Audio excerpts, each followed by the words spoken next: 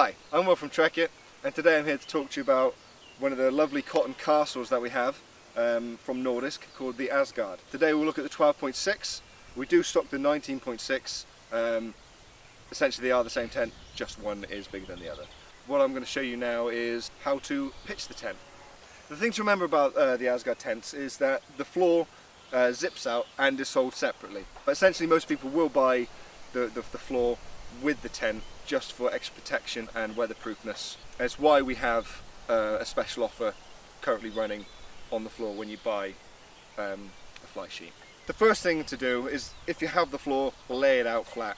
I'm going to show you how to do that now. There's a bit of a knack to it just so you can get it nice and level.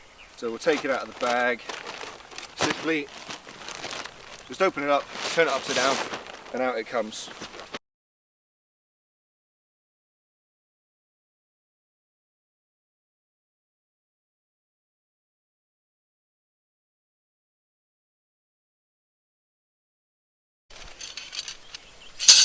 Once you've laid your floor out flat, find out where your door is. I found the door and I've placed it just here because I want my tent to be pointing this direction.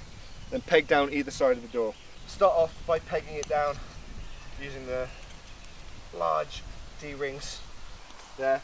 Don't put the pegs all the way in at the moment because you will be chopping and changing it because you want to make sure this floor is nice and flat. Pull the tension across so it's nice and tight across the door, and you've got your first two pegs in place. So now that you've pegged the door out, choose a side and work your way around. So I'm going to start and work around anti-clockwise. As I go round, what I'm going to be doing is I'm going to be finding the anchor point, pulling it away from the previous peg and the centre of the tent at the same time. Once the ground sheet is down, we then go and get the fly sheet. I recommend to keep the fly sheet in its bag until you need to get it out. You empty your fly sheet out, roll them out, and again you want to find where the door is. So I've now found the door, so I'm just going to lay that out where it needs to be, and then again roughly lay the rest of the tent out. This is where the zips start, so it's opposite the door. Simply zip them up. Then it's just a case of walking round to the door. There are only two poles to this tent, a large central pole and a triangular door pole. Start off with the centre pole. It's got two rubber caps on the end. This is to protect the ground sheet but also the canvas above. Start off with the top end going in first. Sounds pretty simple. So you can see I'm not inserting the pole into the tent at the moment, I'm bringing the fly sheet to the pole. And what you're looking for is this cap here. Once the top of the pole is in here, we're just going to walk in with the pole. What we're going to do next is we're going to get the door frame in. So once you've assembled both parts of this pole, we're going to take them inside the tent and we're going to pop them into their allocated position. You can see we have a little hole here in the top, and we have two webbing pockets, one on this side and we have another one on this side, just down here. So once we're inside the tent, we're going to pop the poles together. Okay, so now we've got a nice V shape. Line the tip of the pole with the hole at the top of the door, and simply walk forward and tuck each foot into the webbing straps I showed you earlier.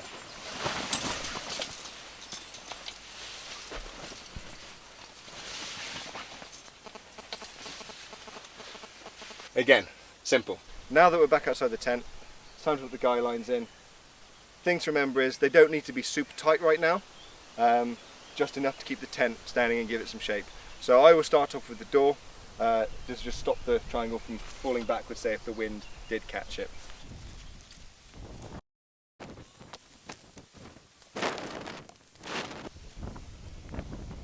So I've pegged out all the guylines. The thing to do now is just to tension them all, retension them. So to tension the guylines, what I do is I'll hold on to the loop at the top, I pull it towards me, and then I bring the tension adjuster up. If you're camping for more than a day, just like with any tent, you will have to retension the guylines. So I always retension mine before I go to bed.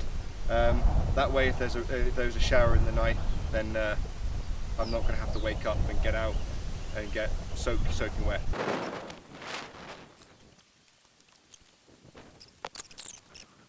If you noticed earlier, I didn't put the ground sheet pegs all the way into the ground because you've got these little rubber bands that, again, for added weather protection, peg them down and it'll stop any water ingress through the zip. So now that we've done all the guy lines, retensioned it all, we've pegged the skirt down to stop any water that may ingress through the zip if it rains. We're just going to check the tension of the tent using sound. So you know your tent's nice and tight if it sounds like a drum. If you're finding it hard to get the right tension on the fly sheet outside, you may need to come inside and adjust the height of the internal pole. And that's done very simply with this pin. All I'm going to do is hold on to the pole, stand up using my knees. I'm not going to pull on it with my arms, I'm holding on to it with my hand, and I'm going to use my legs to pull the pole up. And as I do that, I'll slide the pin out and see if there's any more adjustment, and I don't have any because I've got my my fly sheet nice and tight. If there was any slack, I may be able to adjust it to one of these holes up here. You can also see up the top here we have vents to allow for air circulation. You will find that these tents, once all the windows are open, are quite nice and cool, and even at night, on a warm night, you don't find yourself overheating. Like most doors on tents, they have an outer and they have an inner. You've got your inner mozzie guard there, and then you've got your tent outer. These can be rolled back, just like any normal tent, just using these little straps here. If you find you're getting warm inside the tent, there are, how many windows? 1, 2, 3, 4, 5 windows for you to open and ventilate the tent.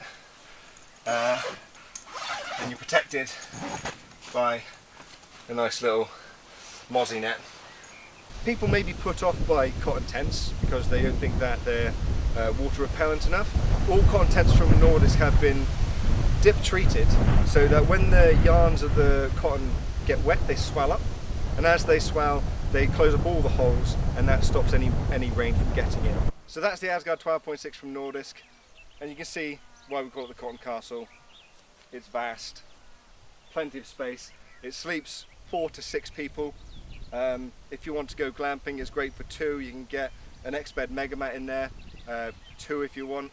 There are extra accessories to this tent. There are wall extensions if you want to make it higher. That's when the extension on the internal pole comes into play. You can even get a sleeping compartment that attaches to one of the loops on the inside on the central pole, and this compartment will keep your bed separate from all your camping gear.